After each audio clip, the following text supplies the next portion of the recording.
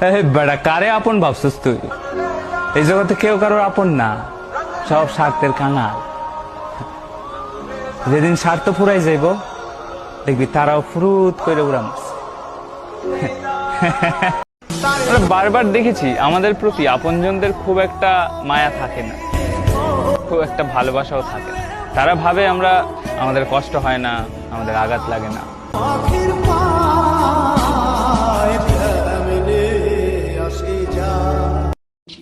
মানুষ আমাকে বুঝিয়েছে সময় পরিবর্তন হয়, কিন্তু সময় আমাকে বুঝিয়েছে মানুষও পরিবর্তন হয়।